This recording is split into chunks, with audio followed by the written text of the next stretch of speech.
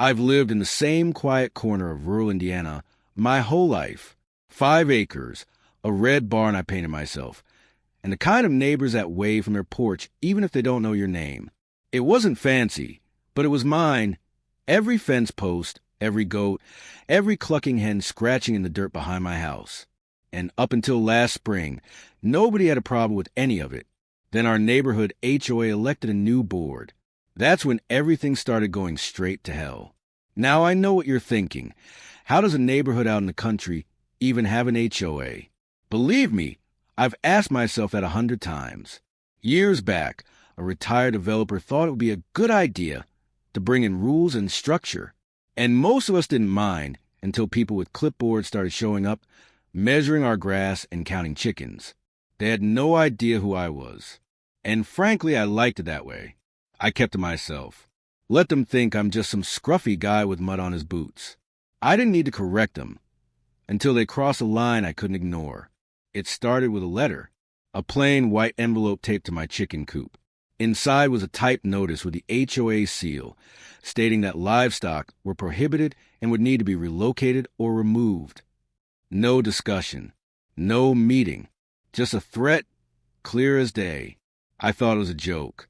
Until the next morning, when I came out and found animal control loading my goats into a truck.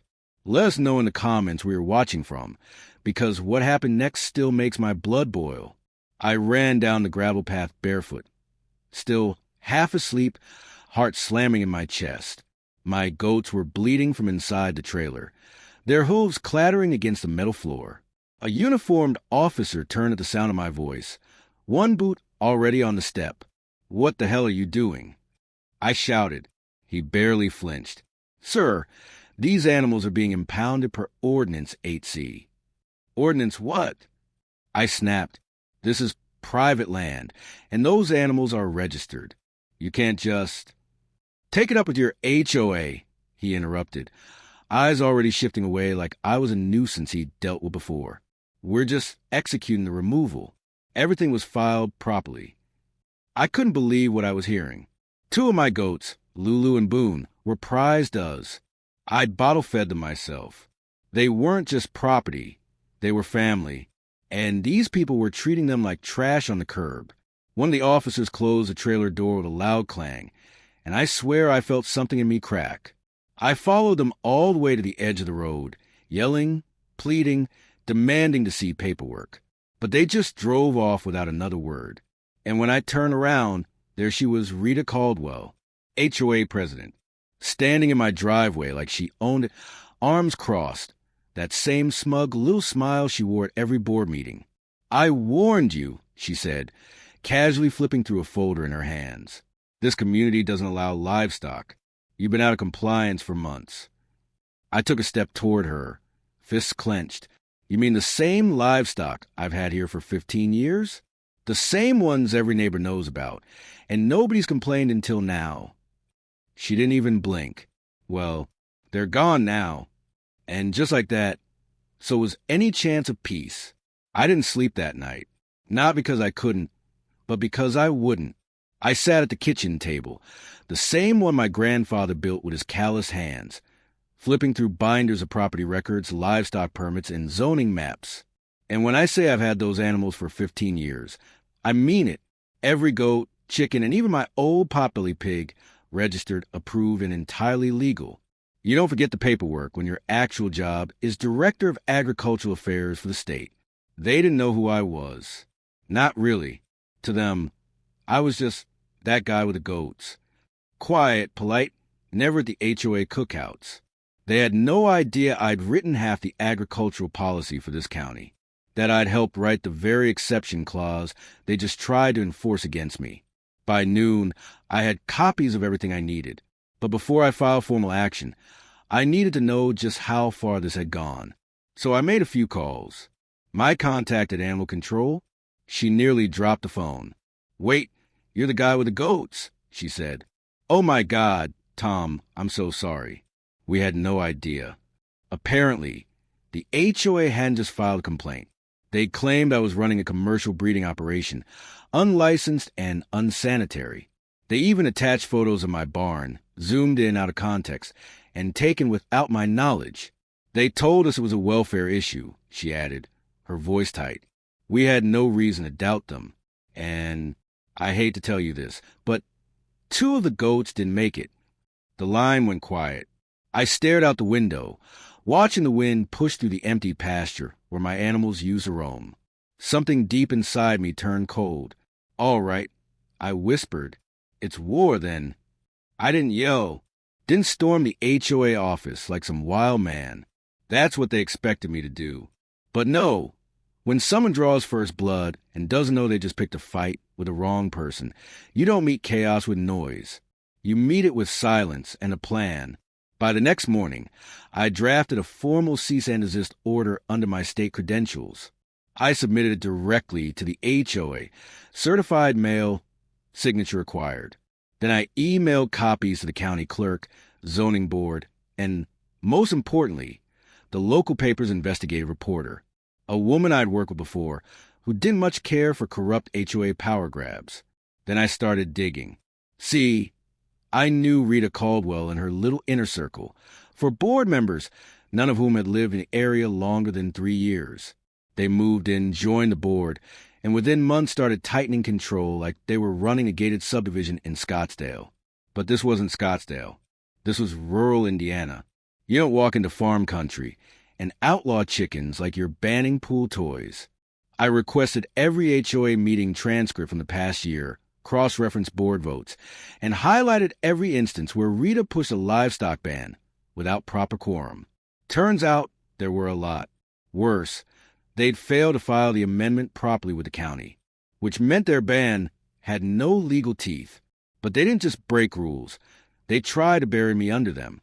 That evening, I printed out photos of the deceased animals from the animal control file, ones they thought I'd never see, and placed them inside a manila envelope with a single note. Your negligence cost lives. I'm coming for everything you've built. I hand-delivered it to Rita's mailbox myself. No signature needed. 3 days later, the storm finally hit, and I wasn't the only one feeling the wind change. The county zoning office issued a public correction, clarifying that no recent amendments banning livestock had been legally ratified within our HOA. The language was dry and bureaucratic, but the implication couldn't have been clearer. The board had overstepped. Badly. I heard Rita got the notice while hosting one of her so-called garden club brunches. She was all smiles in her linen blazer, sipping mimosas and boasting about how she'd cleaned up the neighborhood, right up until she opened that envelope. Witnesses said she turned the color of spoiled milk, but I wasn't finished. While she scrambled to contain the fallout, I filed a formal grievance with the State Agriculture Board, not as a homeowner, but in my official capacity. The complaint outlined procedural violations, false reporting to animal control, and, most damning of all, the wrongful euthanization protected livestock under the false pretense of an emergency. That's when the press got wind of it. The local paper published a front-page spread titled, HOA Overreach Leads to Death of Family Livestock. They used the photos I provided, of Boone lying in the back of that trailer, her eyes still open. The town lost it. Suddenly, I was getting calls. Neighbors who'd never said more than a polite hello were showing up at my door with casseroles, flowers, even handwritten letters. Some of them had livestock, too, quietly, in backyard coops or makeshift pens. And they were scared.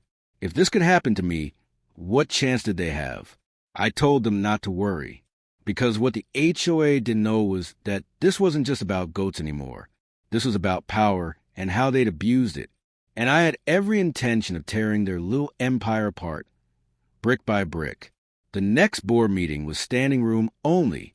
Folks who hadn't shown up in years suddenly packed the community center, elbow to elbow, whispering behind folded arms, eyes flicking toward the front like they were waiting for a public execution. And in a way, they were. Rita sat center stage with her usual smug posture, but even from the back of the room, I could see her mask cracking. Her hands fidgeted. Her smile was tight, forced. She wasn't used to pushback, certainly not from people she thought were beneath her. That was her mistake. When they opened the floor for resident comments, I didn't rush up. I waited. Let everyone else go first. And they did one after another. My daughter's rabbit was on the removal list. We had no idea. You never even asked for a vote. We moved here because it was rural, not some gated community. And then silence. I stepped up last. I didn't raise my voice. I didn't need to. My name is Tom Jennings. I said, you may not know me, but you should.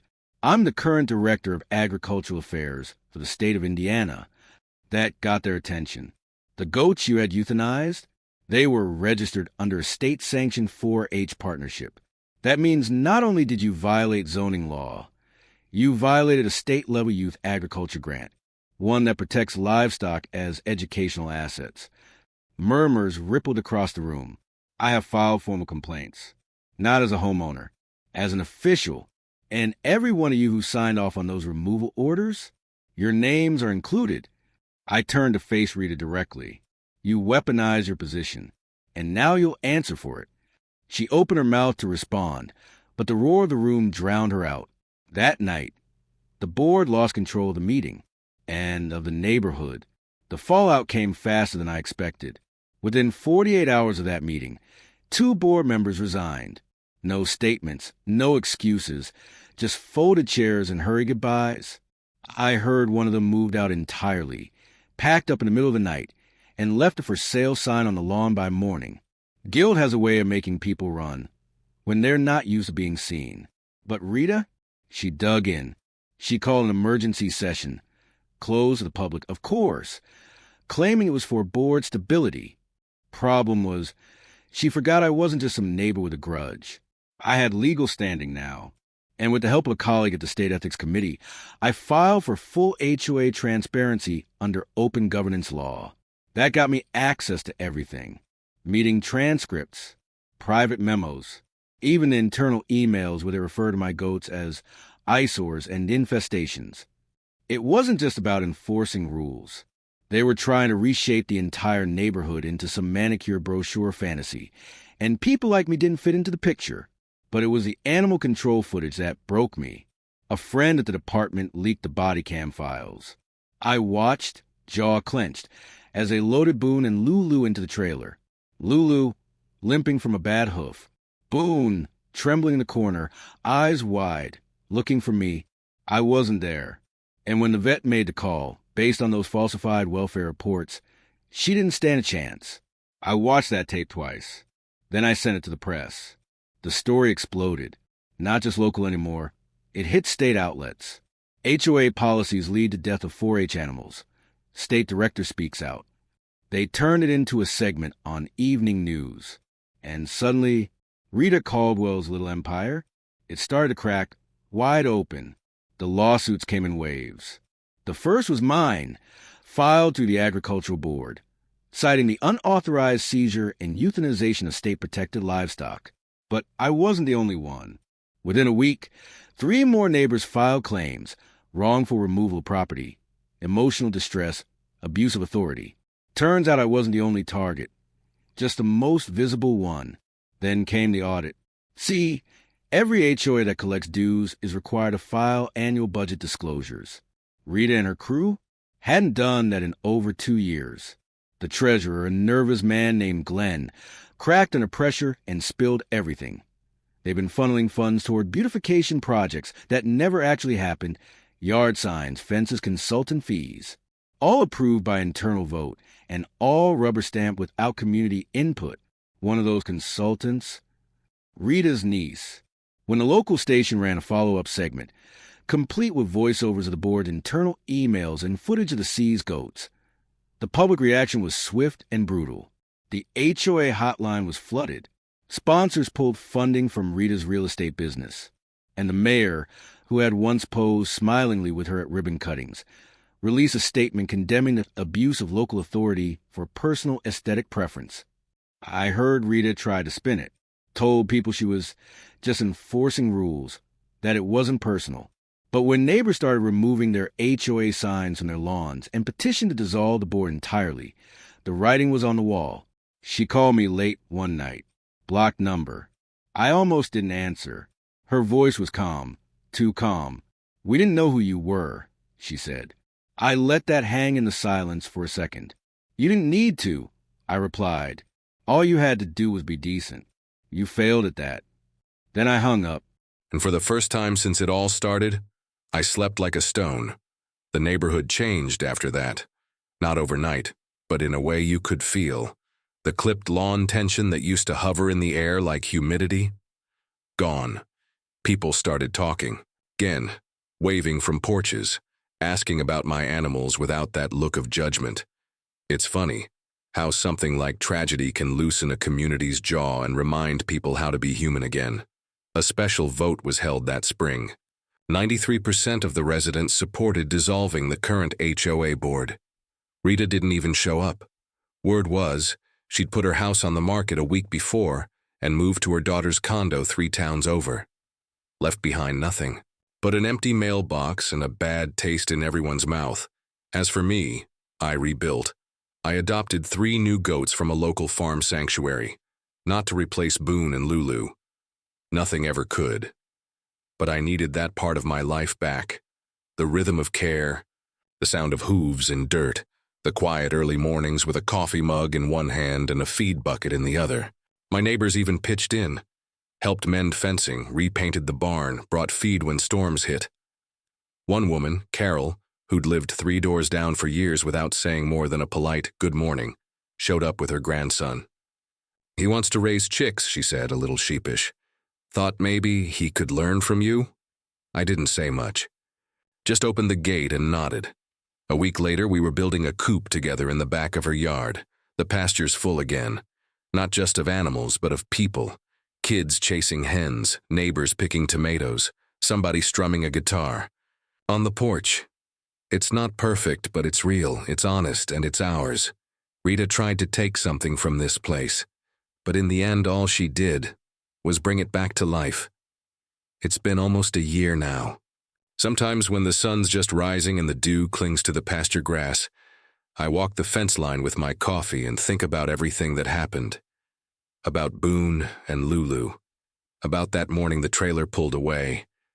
About the line I drew quietly, firmly, and how everything changed from that moment on. The lawsuit settled out of court. They never admitted fault, but I didn't need them to. The payout went straight into building a new livestock shelter, installing solar fencing, and starting a local education program for kids interested in farming. I called it the Boone and Lulu Project.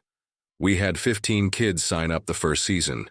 The youngest, 7 years old, smelled like hay and knew more about chickens than most grown men I've met.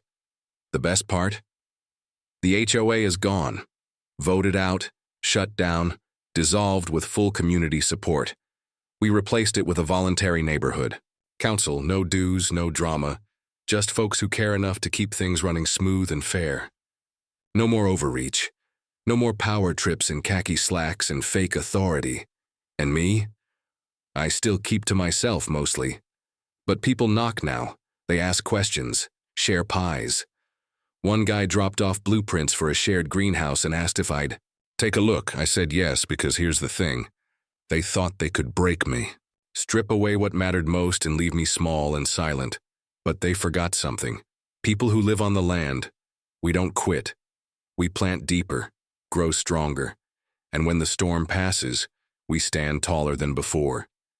So if you've ever been bulldozed by someone who thought they knew better, stand your ground, speak plain, and never ever let them mistake your kindness for weakness, because sometimes the quietest man in the pasture holds the sharpest plow.